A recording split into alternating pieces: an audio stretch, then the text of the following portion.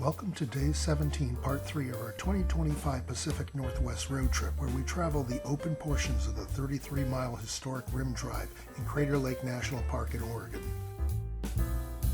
We make stops at overlooks that highlight a specific view of the lake, a significant geologic formation in the caldera, or an environmental feature. A portion of East Rim Drive was closed down for road construction. This was a roughly 7-mile stretch between the Sun Notch Trailhead and the Cloudcap Overlook. We started the drive at the Sun Notch Trailhead and circled the caldera clockwise on Rim Drive. Sun Notch Trail is a relatively easy 0.8-mile loop trail. It's considered the best vantage point for viewing the Phantom Ship from the rim. The trail has a gradual elevation gain of about 150 feet as it climbs towards the caldera rim. The short uphill walk begins in a forest of mountain hemlock. The trail then passes uphill through an open pumice meadow to the rim of Crater Lake. Here we are heading up this trail.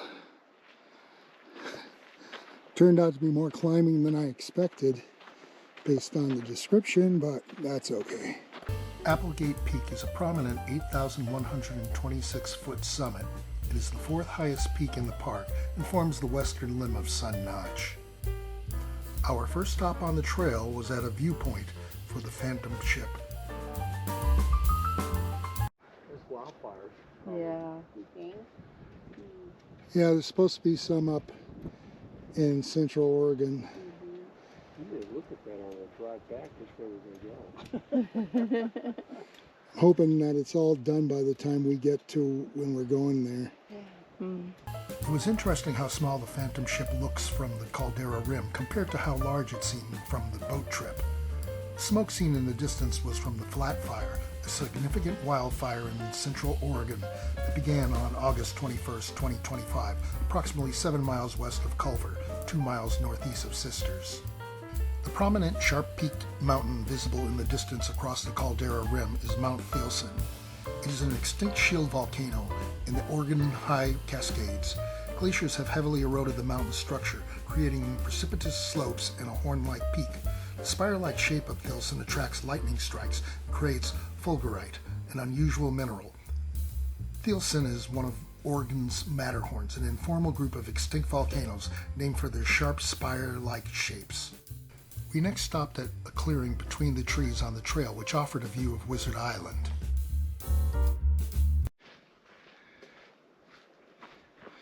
Here's another view looking towards Wizard Island, Which looks tiny.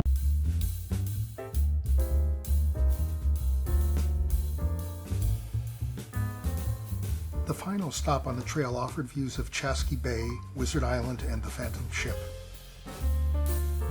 Did you guys do that? Pick the stones down? Well, I just heard, yeah. Oh, somebody picked it down. Okay. That's too bad. A young couple had gone off the approved trail to get a selfie and caused some rocks to fall down the rim. Fortunately, they did not follow the rocks down to the bay and quickly got back on the trail. Chasqui Bay is a prominent bay located on the southern shore of Crater Lake and is best known for being the site of the Chasqui Slide, the largest landslide deposit within the lake's caldera.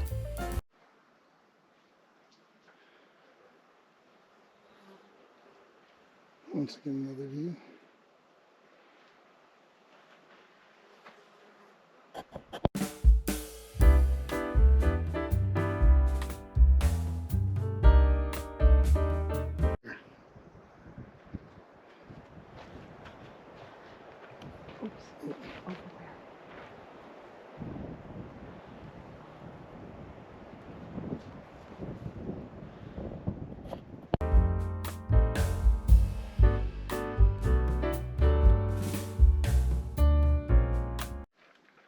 And there's another view of Phantom Ship.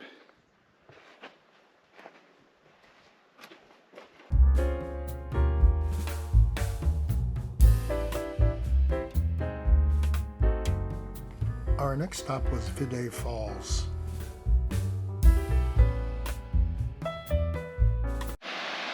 This is called Vidae Falls.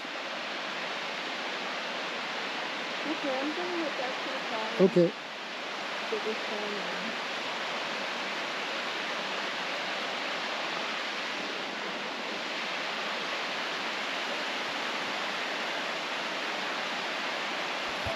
Vidae Falls is a picturesque spring-fed waterfall that tumbles approximately 100 feet down a forested, glacier-carved cliff. It is the most popular and easily viewed waterfall in the park because it is located directly next to the road. And here's Vidae Falls from another perspective.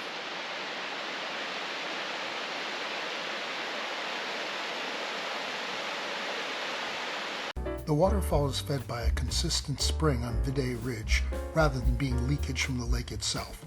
In winter, the falls transform into a stunning lattice of ice.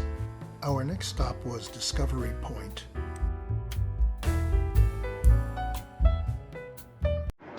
This is called Discovery Point. This is the first view from which an American anyway saw Crater Lake.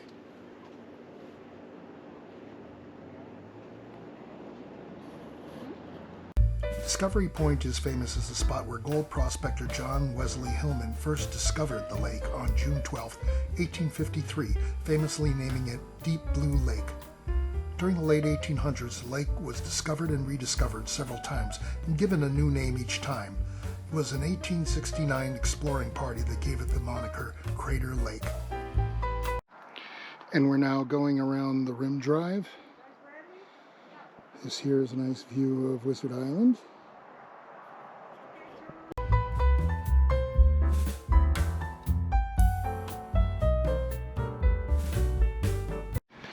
Thank you. Here's another view from the We need a director. same area.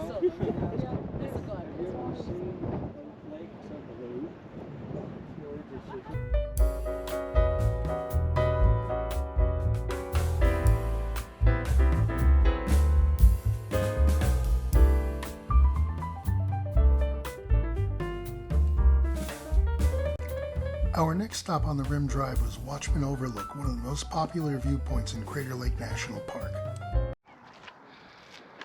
And this is called Watchman's Overlook.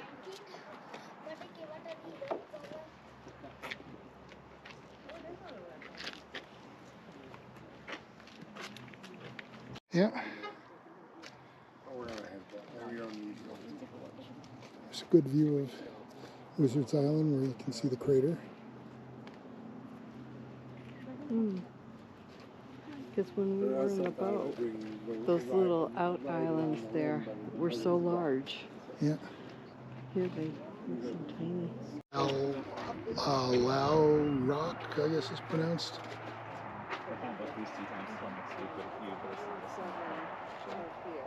Out over there. That's Lao Rock.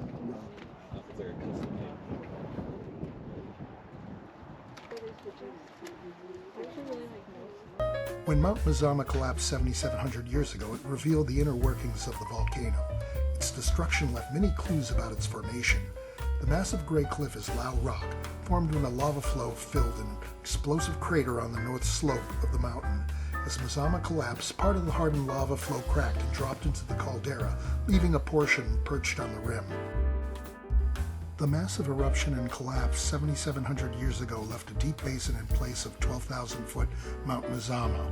Over the next 300 to 400 years, smaller eruptions seal the floor, allowing rain and snowmelt to fill the basin and create Crater Lake. Wizard Island is a cinder cone that formed during this time. As magma erupted into the air, cooled quickly and fell as cinders. A small crater rests on its summit.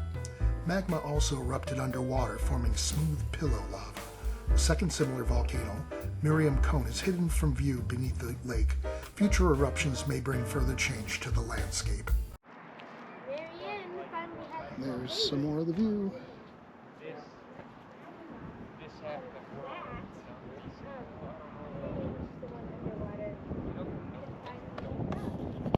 The formation in the background is the Devil's Backbone, a prominent jagged volcanic dike. The vertical features, often referred to as lava stacks, were formed when lava was forced through small cracks and openings in the walls of the Mount Mazama caldera. The The mountain in the background is the Watchman, an 8,013-foot peak renowned for its panoramic views of Wizard Island and the caldera. A popular 1.7-mile round-trip trail leads to a historic 1930s fire lookout at the summit. It was too late in the day to do this hike and still drive the rest of the rim. Here is a panoramic view of the caldera from Watchman Overlook. We next made our way to Pumice Point.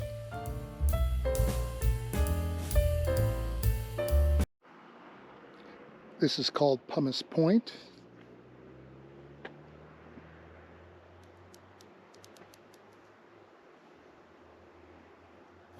Pumice Point is a scenic viewpoint on the northern rim of Crater Lake. It is characterized by a striking 47-foot tall, white-faced cliff composed of coarse lumped pumice mixed with andesite blocks.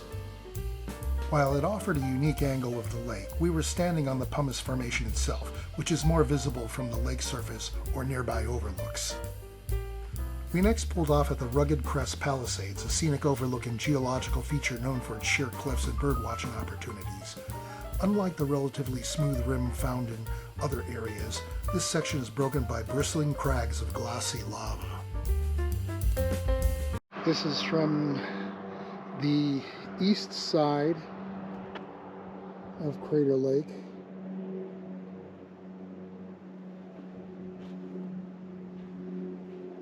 There's the interesting yellow cliffs up there. The yellow cliff face is part of the Palisades. The yellow-green coloring on the cliff face is caused by lichens, which I discussed in detail in Day 17, Part 2. The next stop was at Skell Head Overlook, a prominent viewpoint that offers sweeping high-altitude views of the lake's vibrant blue water.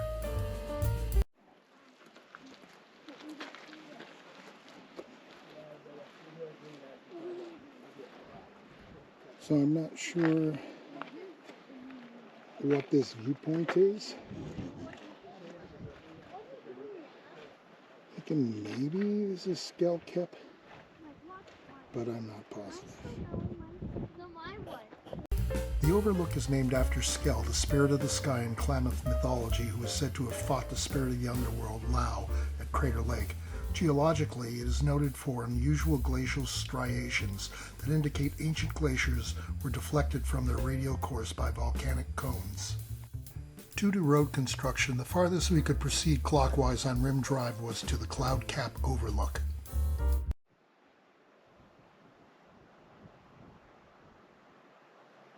This is called Cloudcap Overlook, and there in the distance are the fires that are going in Central Oregon right now.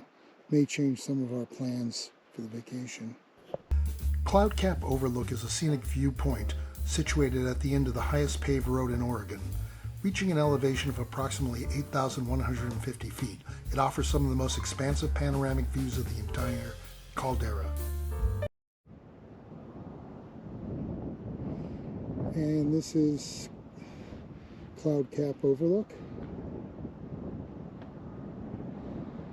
There you can see the Phantom ship down.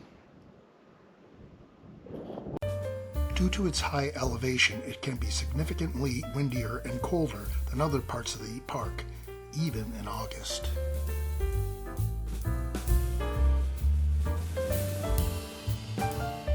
A unique feature at Cloudcap Overlook are flag trees, distinctive whitebark pines whose branches grow primarily on one side, the downwind side, giving them a flag-like appearance. This growth pattern, also known as krummholz, German for crooked wood, is a survival adaptation to the park's harsh, high-altitude environment where extreme winds and abrasive ice crystals damage or kill buds on the windward side. As we made our way back to the lodge, our final stop was at an overlook near Williams Crater, which offers views of the Cascade Mountains to the north. And here's the thing on the entire volcanic landscape here. That guy standing up over there is Mount Thielsen. It's a shield volcano, 9,187 feet tall. There's a cinder cone sitting there. The tree is kind of in the way. It's called red cone. And there are two other peaks out there. Oh, it's hidden by.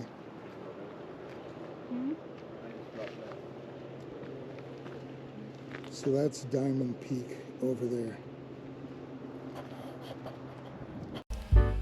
This sign reads Volcanic Landscape. You're on the slopes of Mount Mazama, the towering stratovolcano whose collapse created Crater Lake Caldera. Mazama is part of the Cascade Range. From here you can see a variety of features of this range. Red Cone is a cinder cone formed when magma from beneath Mazama erupted into the air, cooled quickly, and fells the dark red cinders still seen today. Mount Bailey, Diamond Peak, and Mount Thielsen are broad shield volcanoes formed slowly through many fluid lava eruptions. Thielsen's original shield shape has been deeply eroded by glaciers. In the distance is South Sister, a cone-shaped stratovolcano formed as a composite of different kinds of eruptions. South Sister is one of a complex of volcanoes called the Three Sisters. After a long and strenuous day, we took the time to relax at the Crater Lake Lodge veranda. Relaxing at the lodge.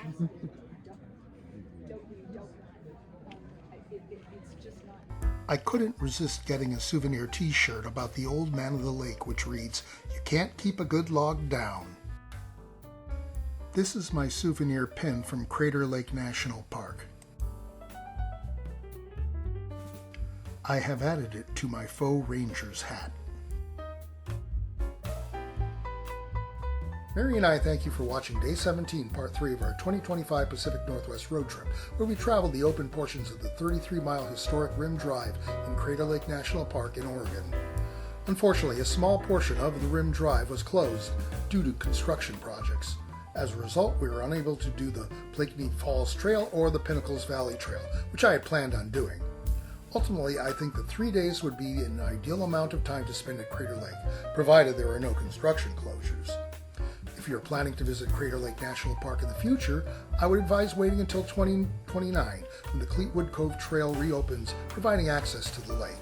Perhaps the road construction on Rim Drive will also be complete at that time. I can definitely recommend staying at the historic lodge on the crater's rim, especially as this allows you a quicker start in the mornings to enjoy the park. Be sure to book well in advance, however. I would say 1 year. Also be aware that reservations for the Crater Lake Lodge dining room need to be booked in advance if you desire to dine there. A workaround is to order the food from the bar and sit out on the veranda. Another option would be the Annie Creek Restaurant and Gift Shop at Mazama Village. I do not, however, recommend eating at the Rim Village Cafe. The food was terrible there. Crater Lake National Park lived up to my expectations, which had been growing since I was 10 years old. It is a true gem of the national parks. Mary and I hope you'll join us for Day 18 as we head to Northern California, where we pay a surprise visit to Mary's cousin Kathy in Crescent City before heading to Redwood National Park and Jedediah Smith Redwoods and Prairie Creek Redwoods state parks.